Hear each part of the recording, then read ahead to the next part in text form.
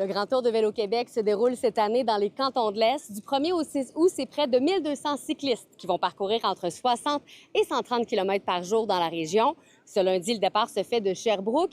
Évidemment, c'est un événement qui fait le bonheur des cyclistes, mais aussi de l'économie locale. Le Grand Tour, c'est un immense événement de 6 jours. Vélo de route, vélo de gravel, qu'ils font en camping, en VR, en hôtel. Donc, on construit des villages, les gens se déplacent.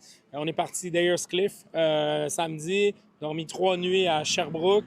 Puis ensuite, demain, on se dirige vers Waterloo. En termes de visibilité, c'est très important parce que ces cyclistes-là viennent effectivement pédaler dans la région, mais ils vont aller aussi visiter nos attraits touristiques, nos restaurants, nos hébergements.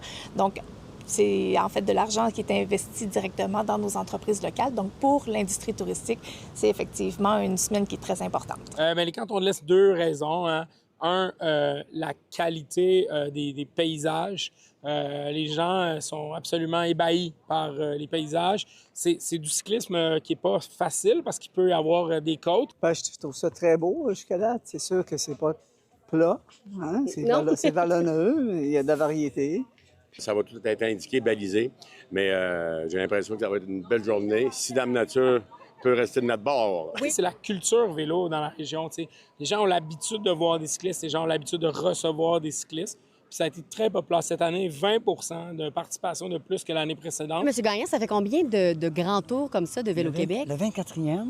Ce que j'aime dans tout ça, c'est la beauté de qu'est-ce qu'on a au Québec. Les cyclistes peuvent visiter des attraits. Ils peuvent visiter des attraits, acheter, déguster des produits.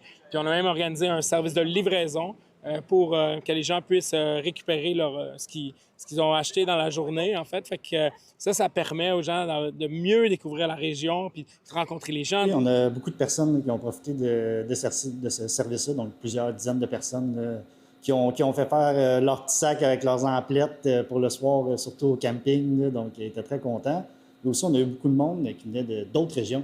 Donc, ce qui était vraiment intéressant. On ne connaissait pas nos produits, qui étaient très curieux, très intéressés. Donc, c'était vraiment le fun de les rencontrer, de jaser avec eux et de faire découvrir nos produits de la région. Il y a eu des dizaines et des dizaines d'achats qui ont été faits dans les commerces. Les gens sont contents. Les gens sont contents de rencontrer les producteurs, puis ils sont contents de goûter. Oui, on a pris un cidre de pomme à l'érable qui était très bon. Ils nous l'amènent ici. Fait que le soir, quand on arrive en vélo, on le prend puis on le déguste. Pratique quand même, parce que traîner ça en vélo, c'est un peu compliqué. Non, c'est assez compliqué. C'est quelques 803 millions de dollars en dépenses touristiques annuellement au Québec.